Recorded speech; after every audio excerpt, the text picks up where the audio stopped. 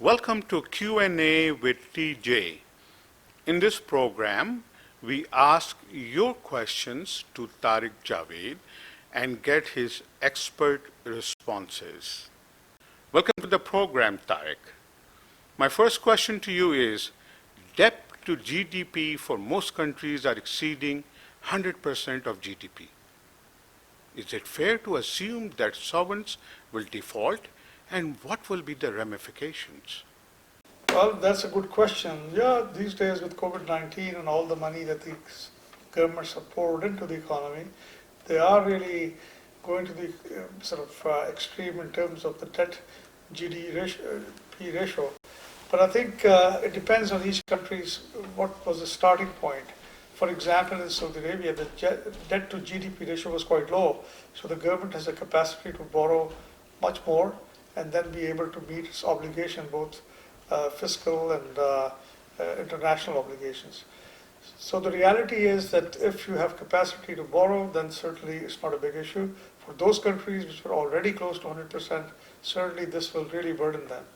Now, your second question is whether or not it will cause defaults. Default depends on whether their debt is domestic or is international. If they're borrowed in foreign currency, then the chances of them getting into default are far greater because they have the ability to raise foreign currency to be able to repay foreign debt. Domestic debt, you can basically print more currency, local currency, and meet it. So the mix of the foreign versus local debt is a very, very important component of the country's ability to survive. So yes, those countries could go into default which have a higher percentage of foreign debt. Certainly, it's not new. Default is not new. Countries have gone into default in the past, and then they've found ways of coming out of it. Mostly, once a country goes into default, it then goes into restructuring its debt with the international lenders, and often the international lenders give the countries time, and they also give them special deals where some of the debt was perhaps written off to come out of it. At this juncture, I haven't seen any country which is close to a default. There are some which are maybe perhaps getting to a point where they may be seeing default in the future, but especially my focus is on the G20 countries. I think most G20 countries will be able to come out of COVID-19 without too much risk of default, although their debt to GDP ratios will go up. One other factor you should keep in mind is that they have all brought their interest rate very, very close to zero, which means their ability to borrow has increased, because if you borrow and the interest rate environment is low, your ability to repay actually is accentuated. So therefore, I think it is, you can see low interest rate for a very long time into the future, because it helps this country to repay their debt. I think that's all I want to say at this point in time. Thank you, Tariq. Next question is, we noted that advanced equity markets are still rising on the back of IT stocks. Do you think this IT boom is sustainable without decent growth of manufacturing, commerce, and other sectors? Yeah, that's a very interesting question.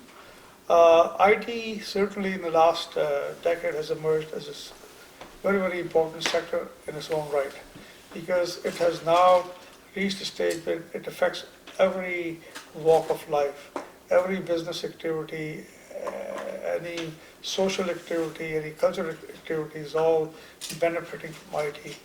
And therefore, IT as a sector has emerged as a major sector. Certainly, it has to go hand in hand with the development and other sectors. IT in production, construction, IT in medical sciences, IT in tourism, IT in education, everywhere these segments of economy can only grow, they can become more efficient, they can become resourceful as a result of more IT input into it. But certainly IT cannot grow without other sectors growing, and therefore there's a relationship between the two. But the reason the IT has done so well is that while some sectors as a result of COVID-19 have suffered. For example, tourism and transport sectors, hotel sectors, they've all suffered. But IT still has continued to grow because it has grown in other areas which were perhaps underserved in the past. And IT, just like water, has found something else to flow into.